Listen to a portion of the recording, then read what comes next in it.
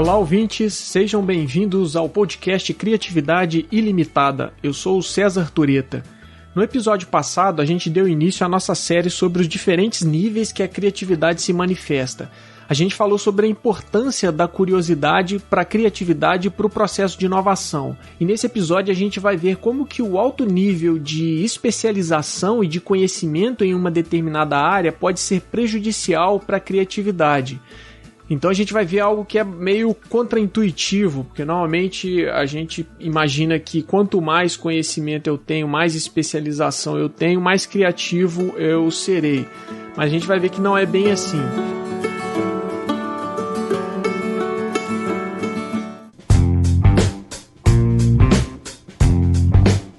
E aí, para começar, o que seria, na verdade, então, um especialista? O especialista é aquela pessoa que tem uma vasta experiência e um nível de conhecimento muito grande em uma área bem específica. Então, você, por exemplo, é formado em administração, você tem especialização em gestão de pessoas, você fez um curso de MBA nessa área, tem experiência profissional na área de gestão de pessoas, então esse seria um segundo nível de especialização. Aí você, dentro de gestão de pessoas, é especialista em recrutamento e seleção, você tem experiência nessa área, você fez cursos nessa área, e aí você teria um nível ainda maior de especialização, porque você pode ser especialista em gamificação para recrutamento e seleção. Então, da mesma forma, você fez cursos nessa área, você tem experiência em aplicar gamificação no processo de recrutamento e seleção. Então, aí a gente teria várias camadas de especialização, e a última, que é a mais específica, em que é a especialização da especialização, é você ser um especialista em gamificação para recrutamento e seleção. E para chegar nisso, para você ser um especialista nessa área, isso leva tempo. Então, ser especialista é algo que demora, não é de um dia para o outro. Existe até aquela famosa regra dos 10 anos de prática e de treinamento, que é só com esse tempo é que você se tornaria de fato um especialista. E aí aqui, para você virar um especialista, o tempo é importante. É importante também você receber durante esse período feedback adequado sobre o seu desempenho, tanto durante o treinamento quanto durante a sua experiência prática, porque não adianta você fazer a coisa errada ou mal feita durante 10 anos, e aí você cumpriria a regra dos 10 anos, mas você não seria um especialista, porque você não vai ser um expert naquela área, porque você não desenvolveu as melhores habilidades para ser um especialista. Então, para ser um especialista, tanto a quantidade quanto a qualidade do treinamento e das experiências importam. E qual seria a vantagem de você ser um especialista, de você ter passado durante esse tempo todo de treinamento e de experiência prática? É que, sendo um especialista, você é capaz de resolver melhor os problemas. Você conhece qual é o script adequado para resolver cada um dos principais problemas que se apresentam na sua área. Então você consegue dar respostas mais rápidas do que alguém que não é um especialista. E você consegue também ter um desempenho superior. Você geralmente dá mais resultados porque você tem um domínio amplo daquela área de conhecimento, daquela experiência prática. Então você consegue conectar melhor as informações para ter um desempenho no seu trabalho, nas atividades que você realiza. Então essas seriam as vantagens do especialista. Só que, por outro lado, existem algumas desvantagens. E quais seriam essas desvantagens? A primeira é que o especialista normalmente tem uma dificuldade maior a se adaptar a novas regras e às condições de trabalho dentro da sua própria área. Então você já tem algumas evidências de que alguém que é altamente especializado, quando há uma mudança em alguma regra de funcionamento daquela área, quando há a adição de um conhecimento novo sobre aquela área, essas pessoas que são extremamente especializadas têm uma dificuldade maior de se adaptar. E especialistas também são menos flexíveis, eles têm um nível de flexibilidade menor quando eles são altamente especializados, porque eles já têm um conhecimento muito solidificado, eles já sabem como se deve fazer determinada coisa, então eles têm dificuldade de abrir mão daquele conhecimento e da forma como eles sempre executaram o trabalho. E isso, essas vantagens e desvantagens de um especialista acaba criando um trade-off que tem tudo a ver com criatividade, que a gente vai falar daqui a pouco. E qual que é esse trade-off? Por um lado, você ser altamente especializado, ou seja, ter um conhecimento muito grande e muito sólido numa área, e isso é bom porque faz com que você tenha um bom desempenho, resolva melhor os problemas, mas por outro lado, você acaba perdendo em termos de flexibilidade, porque o seu conhecimento e a sua experiência é muito solidificada e normalmente você acaba não querendo abrir mão daquilo que você sempre fez anteriormente, aquela história de eu sempre fiz assim e sempre deu certo. Então isso cria um trade-off. E o que seria esse trade-off? Ele é traduzido como? Tem um pesquisador que chama Eric Dane, da Universidade de Rice, nos Estados Unidos, que ele chama isso de entrincheiramento cognitivo. E o que seria esse entrincheiramento cognitivo, segundo esse pesquisador? Seria um alto nível, uma vez que você é extremamente especializado, você acaba criando um alto nível de solidez e consistência do conhecimento na sua área de atuação.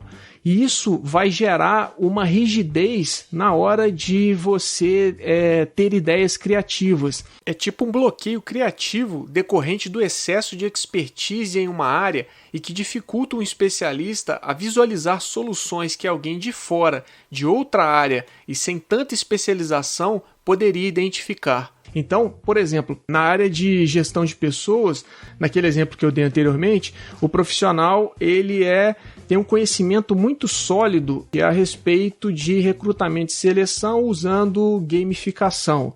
Então aquilo está muito consistente na cabeça daquele indivíduo. Quanto mais denso ele mais rígido tende a ser na hora de você ter que tomar decisões que sejam não usuais. E o que isso tem a ver com criatividade?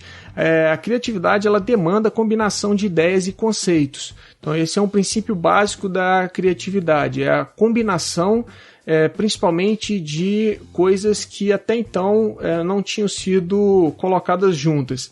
E quando você é especialista, você tem muitas ideias, conhece muitos conceitos, conhece muito como resolver os problemas, só que dentro da sua área.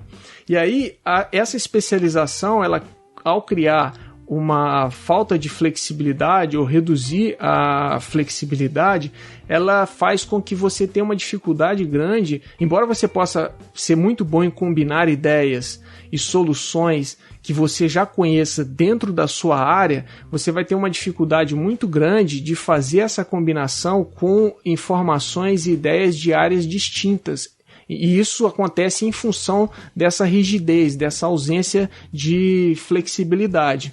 Então, alguém que é de uma determinada área, por exemplo, um engenheiro que está habituado a resolver os problemas com base em números e estatísticas, ele vai ter uma dificuldade maior de resolver algum problema que demande um aspecto mais subjetivo.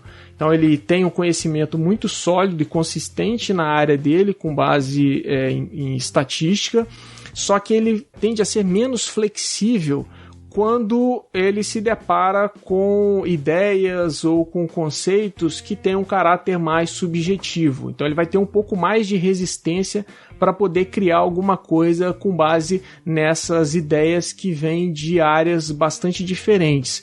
Então, o alto nível de especialização, quando você é extremamente especializado, isso leva ao que esse pesquisador chamou de entrincheiramento cognitivo, que geram bloqueios em função do apego que o especialista possui ao conhecimento que ele já domina e que pode ser prejudicial para a criatividade. Então ela acaba dificultando a geração de ideias radicais. Você tende a ter uma dificuldade maior a criar coisas que sejam muito diferentes do padrão. Você tem dificuldade em ter ideias muito radicais. Então, nesse caso, o entrincheiramento cognitivo ele acaba se tornando prejudicial para a geração de ideias e para o processo criativo que demande ideias radicais. Por outro lado, isso não quer dizer que alguém altamente especializado não possa ser criativo.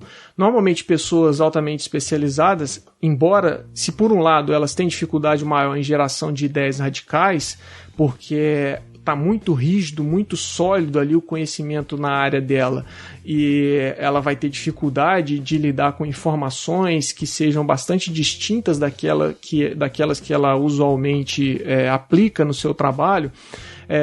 Então, se por um lado ela tem dificuldade com isso, com ideias radicais, por outro lado ela pode ser muito boa na geração de ideias incrementais, porque as ideias incrementais elas não demandam você romper, por exemplo, com a maneira como tradicionalmente as coisas são feitas.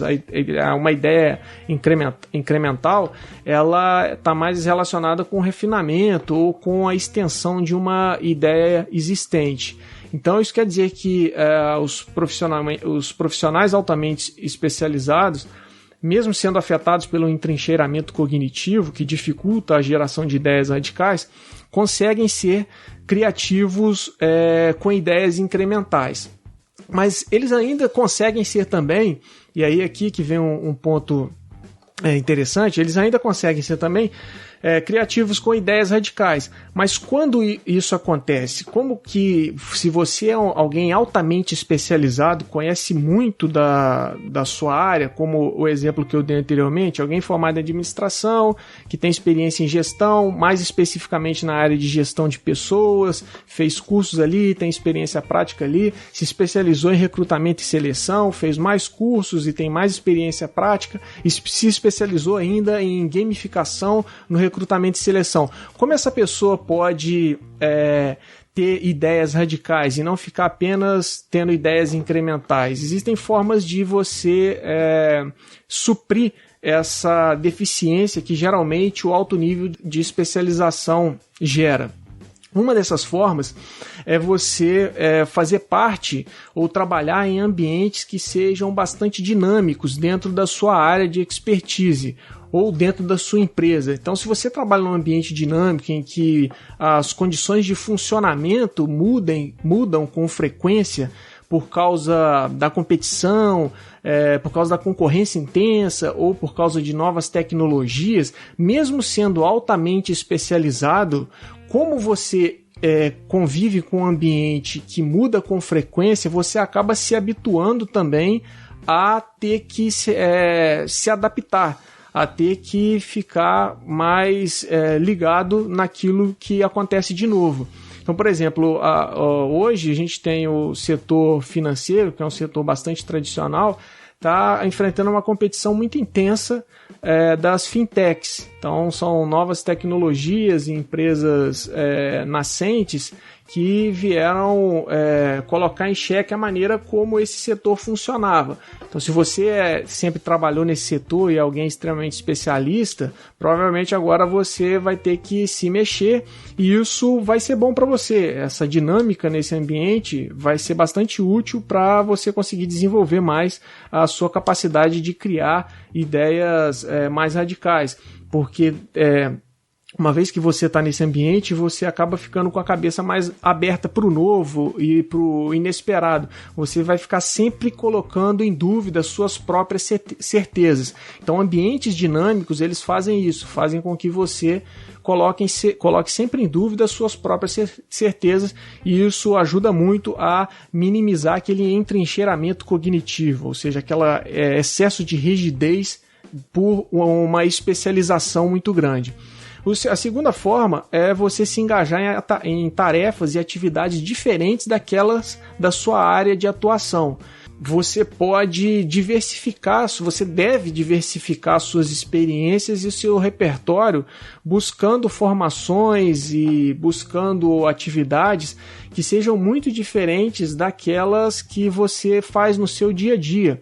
Isso pode ser feito por meio de experiências até fora do trabalho, como você ouvir músicas que normalmente você não ouve, você ir ao cinema, assistir filmes que geralmente você não assiste. Isso tudo amplia ali o seu repertório e faz com que você saia um pouco da sua rotina de trabalho e quebre um pouco essa rigidez do conhecimento que você tem. Então, pegando lá o caso de recrutamento e seleção, uma coisa interessante aí dentro do campo organizacional seria, por exemplo, você ver como que os militares recrutam as pessoas. Como eles recrutam e selecionam os cadetes, os soldados. Isso pode parecer um pouco estranho inicialmente, porque é um mundo completamente diferente das empresas hoje, que pregam mais pela flexibilidade, ausência de hierarquia, mas eventualmente você ir lá e ver algo que é muito diferente do seu campo de atuação pode fazer com que você encontre algo que vá contestar a maneira como você faz o seu trabalho, que pode ser uma ideia que faça com que você revise o seu conhecimento e revise aquelas ideias mais consolidadas. Então é possível se beneficiar da especialização e ao mesmo tempo ser flexível. Com isso você vai resolver esse trade-off entre especialização e flexibilidade.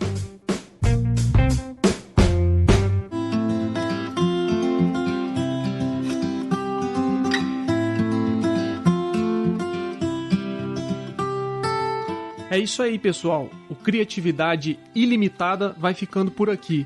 Não esqueça de assinar o podcast para acompanhar o programa. E me conte aí o que você achou do episódio. Para saber mais sobre criatividade e inovação, acesse o site Criatividade Ilimitada. O link está na descrição do episódio. No site você vai ter acesso ao nosso canal no YouTube e aos textos escritos por mim sobre criatividade e inovação. Lá você vai encontrar também as nossas redes sociais. A referência completa do material usado hoje está disponível na descrição do episódio. Valeu pela audiência e até a próxima.